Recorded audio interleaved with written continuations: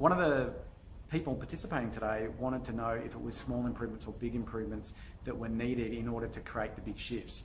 And it's both. And sometimes it can be a really small hinge that swings a really large door. And it's really just a matter of finding what for you is that hinge, what for you is that key point of pivot that's going to get the most cut through, that's going to make the most difference. And it might be something small, like a small hinge, but it can have a huge transformational effect.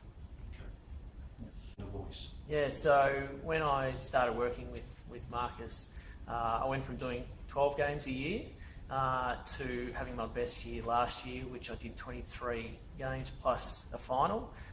So for the small amount that I've been invested using Marcus, has returned tenfold in the positive. The inner voice, we've all got a champion and an advocate sitting on our shoulders, and we can tune in the inner voice of the champion who champions and advocates for us.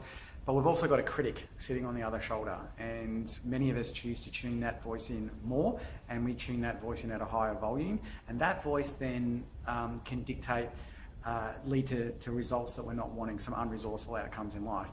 Equally, if we tune into the champion and the advocate, that can then push and accelerate us to getting a peak performance out of ourselves.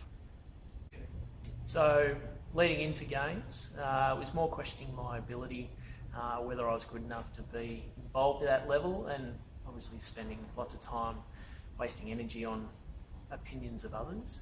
Now going into games, we're spending a lot of time just really focusing on moment by moment what a free kick is and being really clear with that.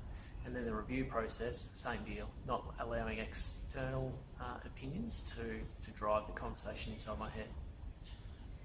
Yeah, so sometimes you might get criticised, and the criticism is, you were shooting a video and the cat jumped up in the background. And it's this curiosity about, is the person criticising you, are they even in the arena? So it's a phrase that I've adopted, are you even in the arena? And it comes from Theodore Roosevelt's famous speech, The Man in the Arena. Of course, being there are so many people sitting in an arena watching an event, and there are only a few people actually in the arena, this man's one of them, performing, to be criticised, to be reviewed, to be seen. And unless the person providing an opinion or a critique is in the arena with you, it's not valid. It isn't valid. And this can be very empowering, because most of the time the critical opinions that are thrust upon you by others are people just sitting in the stands, living a smaller, lighter life, and you're out there having a crack, so you're already a massive step ahead. Another light bulb moment, because there's been a lot of discussion of late in the media about umpiring decisions and people's personal opinion about certain rules, but until they've actually been in the arena and done it. Yep. I'm actually going to take that back to our coaches. Are you even in the arena?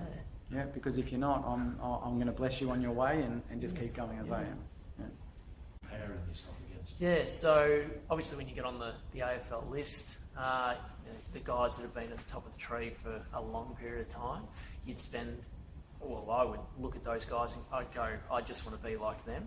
But in hindsight, that's not me being genuine and authentic to myself. So what I've ended up doing is just being myself and being able to get the best result because of that.